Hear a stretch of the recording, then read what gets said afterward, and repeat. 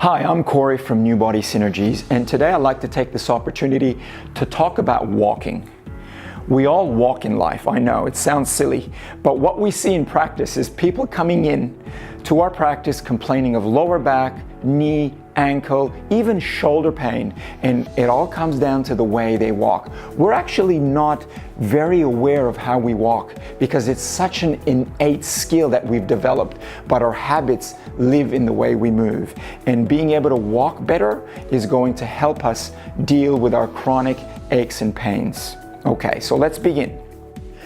So, take a step forward with whatever leg you want to start with. Make sure you do this exercise on both legs, and the repetition can be anywhere between 6 to 8 times. Practice makes perfect, so I want to take the time to give you the right instructions so you can enjoy this exercise. So, we bring the foot forward. We start to move our center of mass forward onto our foot. Now, as we move our center of mass, let's make sure we move our hips to the side in a way where our hip starts to divert sideways and backwards, as if we're trying to lengthen the muscles of our glutes or the muscles of our butts, as we all know it. So that shift of the pelvis is very, very important, okay? We move forward through into our foot.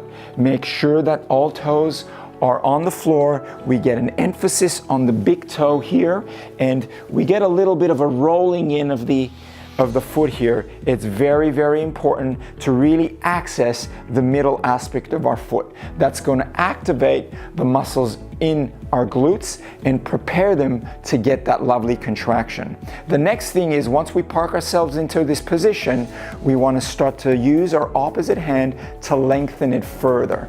The back leg needs to be propped on our toes, heels slightly inverted in, foot slightly away from our center, and hands slightly separating, opposite hands separating from the back end of that hip.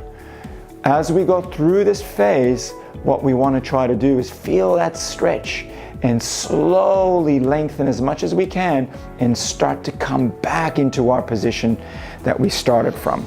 Make sure that we move our weight from the front foot back to our rear foot so we can get that lovely contraction that we've set up in this phase to do.